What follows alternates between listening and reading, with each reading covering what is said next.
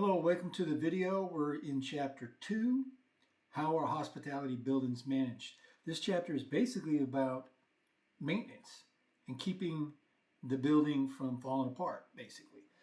Before we get into that, though, we're not spending a lot of time in Chapter 1, no time in Chapter 1, but I did briefly want to give an overview of it.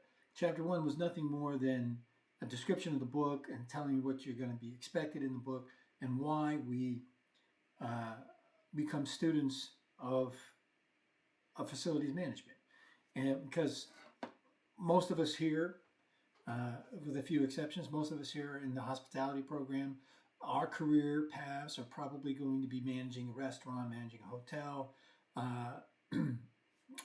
tourism, something like that, but not necessarily the specialty management positions of the chief engineer of a hotel or something like that. And if you've ever worked at a hotel, you know that the engineering department has a big job to do, and they're very important in the hierarchy of things at hotels. So we're not in this program training you to become that person, because there's some specialized training, some engineering training that needs to take place. So, however, it's important to understand what people that you manage and people that you call upon to do your bidding and to do work for you have to go through. So understanding the terminology and the challenges and everything about the building that engineers may face on a daily basis is important, because you will be the one putting in the request. If you're the manager of the front desk at a hotel, or the general manager of a hotel, or general manager of a restaurant, maintaining the building will be something that's important to you, and the actual wrenching on the things and doing the work is not, but having an understanding of what needs to be done so no one's pulling the wool over your eyes is very important, and that's why we're in this book. Okay, so the book uses an example of speaking the language. Being able to communicate with engineers at their own language is going to be very important. It's going to reduce the amount of stress you have to go through a lot, because they speak their own language sometimes. You say, hey, this thing is broken. They don't know what that thing is, even though it's the common sense word that you're using, because you're just a person observing this malfunction in some kind of system. To them, their brains are thinking about systems, and if you use just a common term for it, they don't understand what you're talking about, or they might have an idea, but specific words mean specific things within their world. So it's important that we understand that. Also, the business aspect of it. You have to know how important your building is to you, especially if you ever own a restaurant or own your own property. You have to know how to pay the bills and all that other stuff, and not get ripped off, hiring people and things like that. So that's why this book is written. That's why this course exists. Okay, so let's move into Chapter 2, which is, like I said, how hospitality buildings are managed. Okay, so first thing we're going to talk about is the different types of maintenance. What is maintenance? Just upkeep, right? Keeping things working. Okay, so the different types of maintenance that we deal with, there's a lot of different types, but let's talk about some categories of maintenance. Routine maintenance. This would be the stuff that over time, during normal operations, little things need to be attended to. All right, not necessarily things that you can plan on, not necessarily things that are catastrophic when it happens. Just things: changing a light bulb, touching up paint on a door where somebody scuffed with their foot, putting down, reattaching a carpet that's loose because it's a liability issue. All those little things. That's routine maintenance, just little stuff, right? We're not talking about major stuff. We're just talking about little stuff. These are things that you're going to do as needed, all right? Then we have preventive maintenance. Preventive maintenance, anybody who's in a military veteran understands the word PMs, right? Preventive maintenance. That is your scheduled, it's different than scheduled maintenance, but it does have a schedule. It's basically periodic checks in the box, right? You're checking things, or you're doing a cleaning on a piece of item, or an inspection of a piece of item, changing belts and stuff like that at a periodically, that just keep the thing working at its best, right? Preventive maintenance. Whoever's in charge of the engineering aspect of your facility should have some kind of schedule, some kind of written description of what the PM is for the different systems within the facility. Okay, and it really depends on the building and the function of the building. Restaurants are going to be way different than hotels. When we start getting into hotels, we start getting into elevators and stuff like that. So it's going to be very, very different for every facility.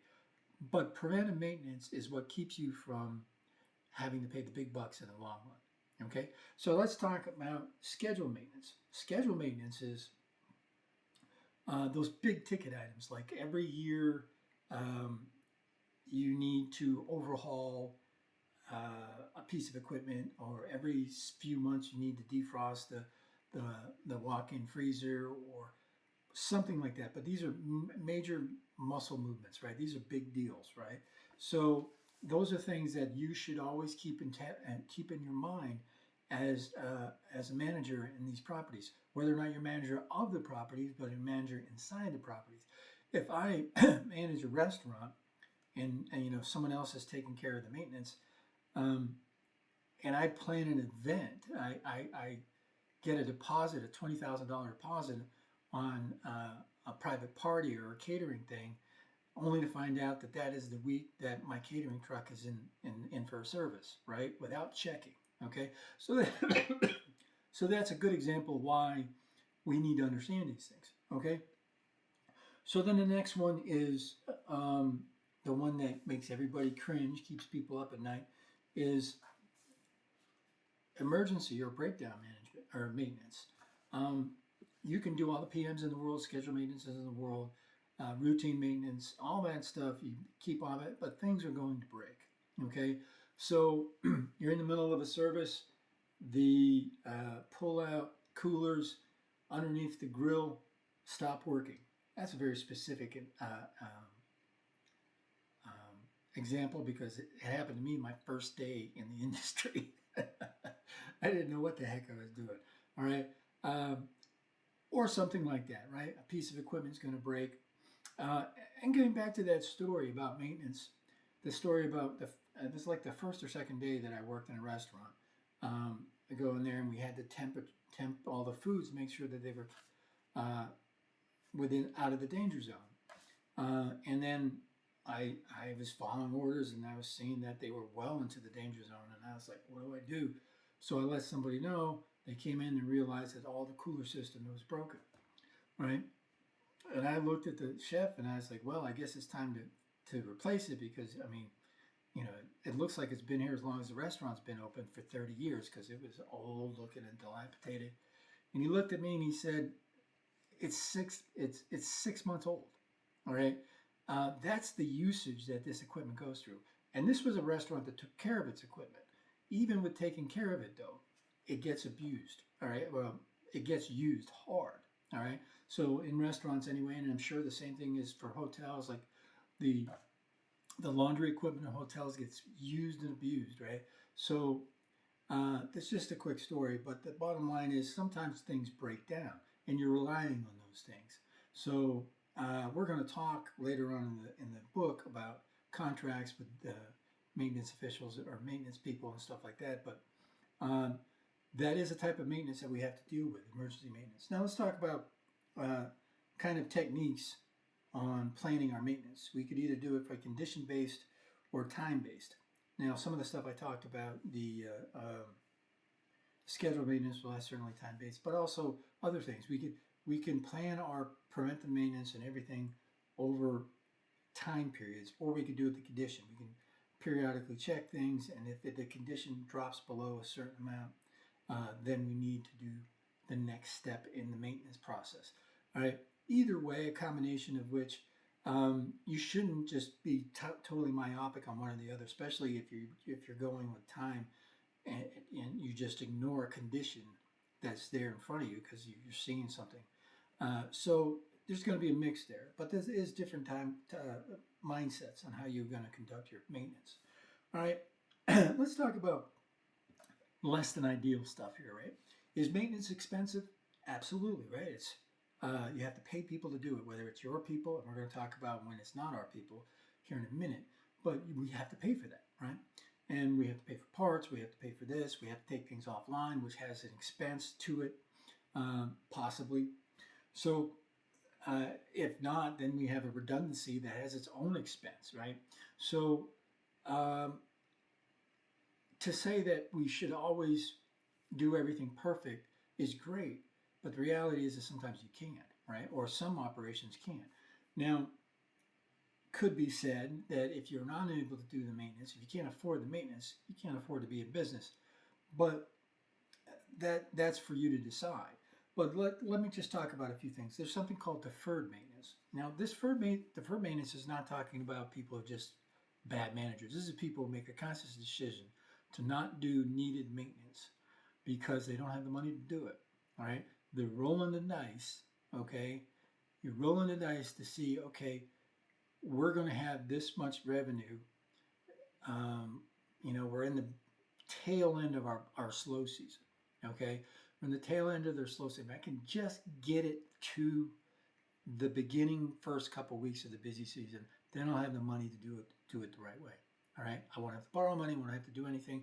I won't have to move monies around. So if I could just wait a couple weeks, all right, and that's deferred maintenance. Now, like I said, we can judge people for deferring maintenance all we want, but the reality is that sometimes it's going to have to happen, or maybe have to happen, right? It takes a very well planned organization to make sure that you never have to defer maintenance, all right?